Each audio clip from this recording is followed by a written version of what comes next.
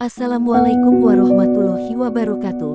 Selamat datang kembali di Ihsan Channel, Ikhwan Fillah.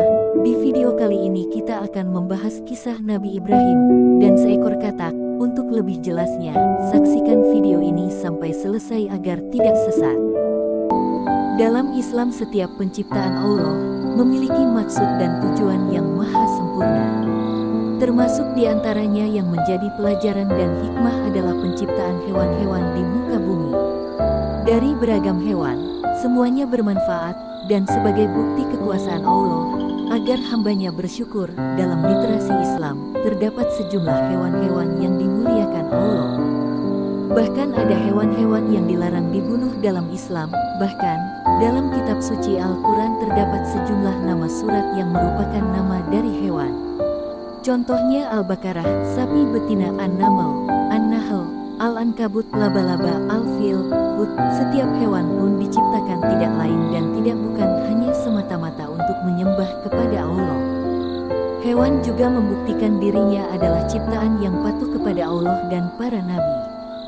Sebagaimana sebuah cerita seekor katak yang dikisahkan dalam tafsir Al-Qurtubi. Terdapat hikmah kisah perjalanan Nabi Ibrahim yang mendapat ujian saat menegakkan Islam. Dalam tafsir tersebut disampaikan, ketika Nabi Ibrahim hendak dibakar oleh Raja Namrud, sebagaimana diriwayatkan dalam Sahih Bukhari, katak itu merasa tak tahan melihat Nabi Allah diperlakukan demikian. Katak itu sadar ia tak bisa berbuat apa-apa, tak bisa berbuat banyak untuk menyelamatkan Nabi. Yang bisa ia lakukan hanyalah pergi ke tepi sungai dan menaruh air dalam mulutnya. Dipikir dengan bagaimanapun, katak tersebut tidak akan dapat memadamkan api dan menyelamatkan Nabi Ibrahim.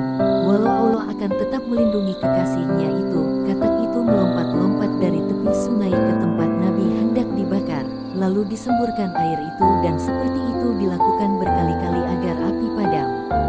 Namun di sisi lain, Allah melihat usaha tersebut. Allah melihat usaha dari hambanya yang kecil itu.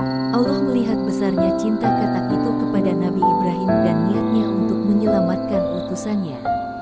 Maka tak heran jika kita mendapati beberapa hadis yang mengharamkan untuk membunuh katak sampai akhir zaman. Rasulullah bersabda, "Berilah keamanan bagi katak, jangan dibunuh, karena sesungguhnya suaranya yang kalian dengar adalah tasbih, takdis, dan takbir." Sesungguhnya hewan-hewan meminta izin kepada Rabb-nya untuk memadamkan api dari Nabi Ibrahim, maka diizinkanlah bagi katak, kemudian api menimpanya, maka Allah menggantikan untuknya panas api dengan air.